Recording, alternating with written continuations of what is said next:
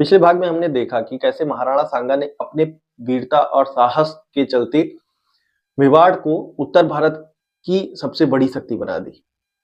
महाराणा सांगा के शरीर पर 80 चोट के निशान थे, 80 घाव के निशान थे, पर उनका जो हौसला था वो हिमालय से भी ज्यादा ऊंचा था। तो आज हम उस निर्णायक घड़ी की बात करेंगे, उस निर्णायक दौर की बात करेंगे जिसने भारत के इतिहास को बदल कर रख दिया। लेकिन उसके पहले एक छोटे से युद्ध की बात करते हैं जो कि गागरोन नामक जिले में लड़ा गया, मालवा और मेवाड़ के बीच। मालवा का सुल्तान महमूद खिलजी द्वितीय जब 1518 में इब्राहिम लोदी की सेना मेवाड़ से हार कर लौट जाती है, तब 1519 में मालवा का सुल्तान महमूद खिलजी द्वितीय ये योजना बनाता है कि अब मेवाड़ पर कब्जा हम करेंगे और अपनी सेना को लेकर गागरोन जिले में मेवाड़ से युद्ध करता है। अब मेवाड़ी सेना मतलब महाराणा सांगा की सेना मालवा के सुल्तान पर बिजली की तरह टूटती है और उसकी पूरी सेना को गाजर मूली की तरह काट के रख देती है। इस युद्ध में केवल मालवा का सुल्तान पराजित ही नहीं हुआ, बल्कि उसे कैद कर लिया गया था और 6 महीने तक चित्तौड़ के दुर्ग में उसे कैद रखा गया। आधे मालवा पर कब्जा करने के बाद उसे छोड़ा गया और फिर मतलब कि उस पर दया दिखाई गई। एक तरह से महाराणा सांगा ने उस पर दया दिखाई और उसे रिहा किया। इधर 1526 में इब्राहिम लोदी को हराकर बाबर ने दिल्ली पर कब्जा कर लिया था और अब मंसूबा बना रहा था कि अब हम मेवाड़ भी जीतेंगे, क्योंकि उसको पता था कि जब तक मेवाड़ में महाराणा सांगा जिंदा है तब तक पूरे भारत पर कब्जा करना मुश्किल है और जब तक हम मेवाड़ जीतेंगे नहीं तब तक भारत हम जीत नहीं पाएंगे। जब ये बात मेवाड़ के महाराणा सांगा को पता चलती है तब वो पाती पेरमन परंपरा के तहत एक झंडे के नीचे राजस्थान के सभी राजपूतों को लड़ने के लिए आग्रह करते हैं और सारे राजपूत आते भी हैं। तो एक झंडे के नीचे, मेवाड़ के झंडे के नीचे पूरे राजपूत खड़े हैं और दूसरी तरफ है दिल्ली का सुल्तान, नया सुल्तान बाबर, जिसकी विशालकाय सेना है, जिसकी सेना अभी तो नहीं लेकिन बाद में अपग्रेड हो जाएगी। 1527 में ये युद्ध शुरू होता है।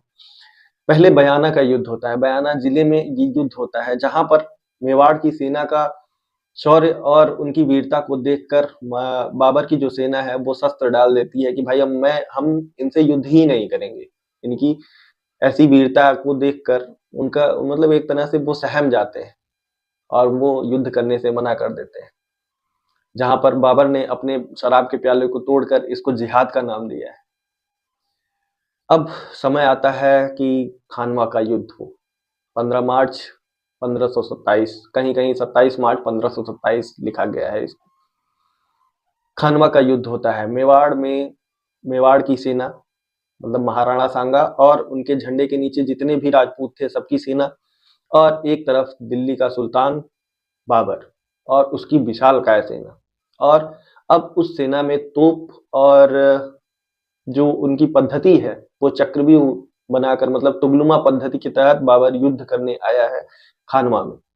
27 मार्च 1527 में ये 27 मार्च 1527 में ये युद्ध प्रारंभ होता है। और जब युद्ध अपने चरम पर था, उसी युद्ध के बीच एक तीर आकर महाराणा सांगा के सर पर लगता है और महाराणा सांगा बेहोश हो जाते हैं। महाराणा सांगा के बेहोश होते ही मेवाड़ की सेना टूट जाती है, मतलब कि अब राजा ही गिर गया है, राजा को क्षति पहुंची है, तो पूरी सेना का जो हौसला था वो टूट गया और सेना कमजोर पड़ गई।